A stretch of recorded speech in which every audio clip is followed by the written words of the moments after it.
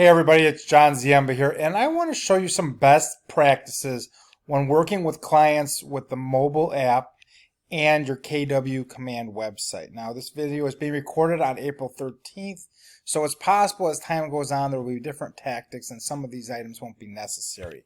But what I'm going to show you are the tips that ensure that the property will be branded to you and that there's no opportunity for the property to be branded to somebody else.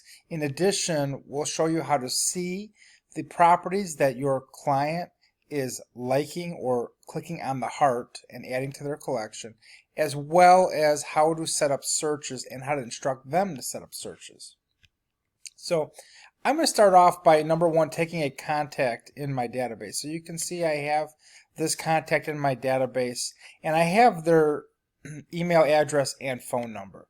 So what I'm going to do is I'm going to come over to my website and I'm going to click on sign up. And now we're going to enter in their first name and their last name, their email address, and for the password, they're going to use their cell phone number with no dashes. Okay, we just simply enter that in and click sign up. That gives them now a created account. So now when you send your app link to them, you can simply say, I have already created an account for you.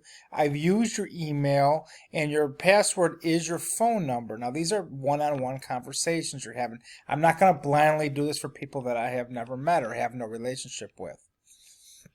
Now, what I'm going to do next is in this case, I'm going to click log in, and I'm going to log in as if I was the person, the potential client.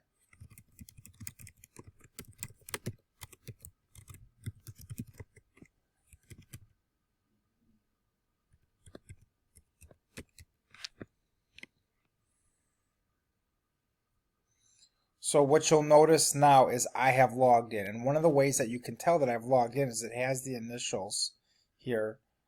It has the menu, which this will always be seen. We see the saved, the guide, and the feed.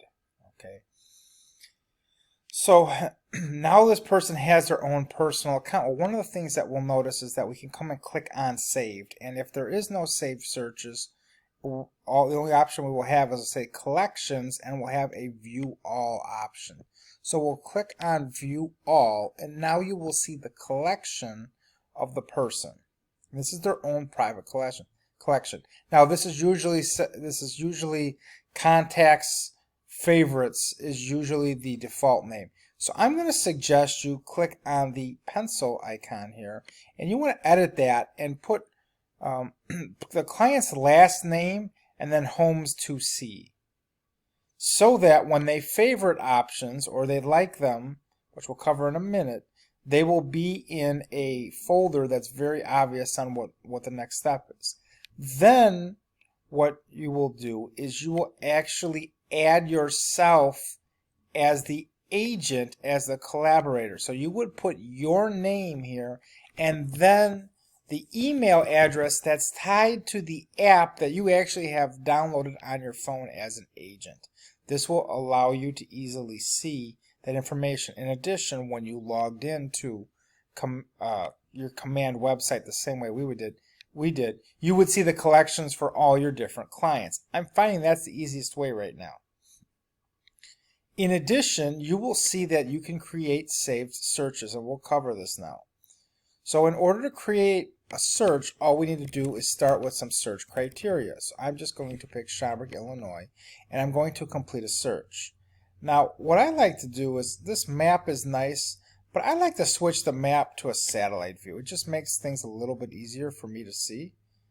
So I've switched it to the satellite view, and now I can choose different criteria. So I can pick the price. Let's just say I pick price between 300,000 and 400,000, right? So these are all the homes that are on the MLS that are in this town. And right now they're sorted by the most recently updated. What I like to do is I like to sort them by the days on market and then low to high. Now if you do recently updated, the one thing about it is it will show, in theory, it would show the price changes or any updates that were done to the property. So in this example, this one's shown new.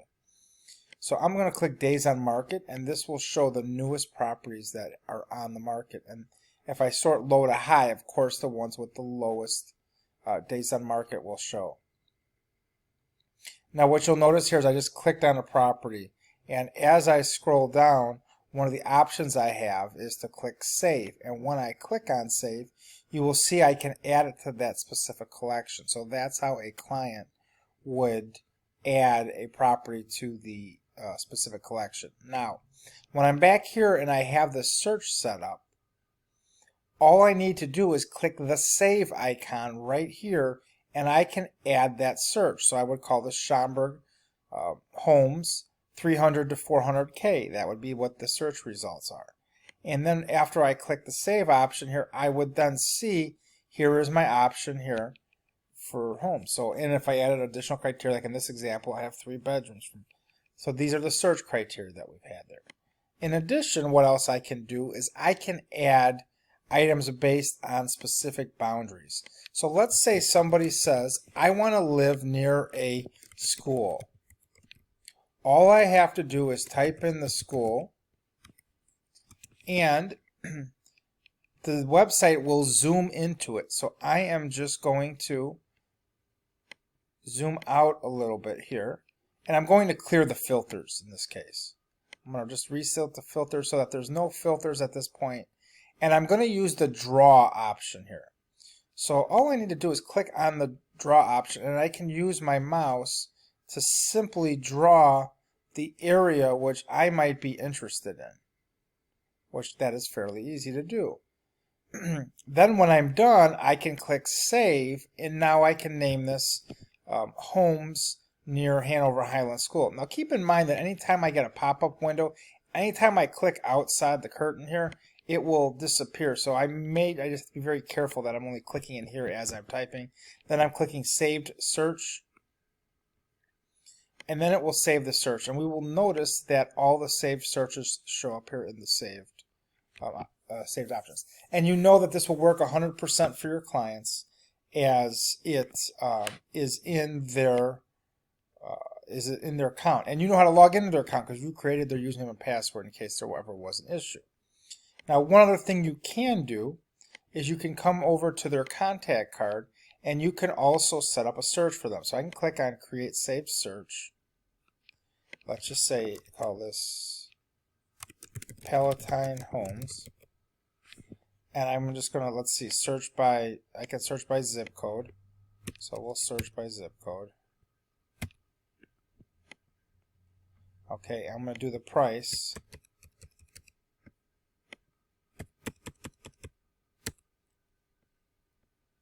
And I can add any other attributes I want to do. And once I do this, it will actually send an email, a one-time email to the person. And we'll check out and see what that looks like. So now I've taken an opportunity to log in, and what you will notice is that this is the type of email that they will see in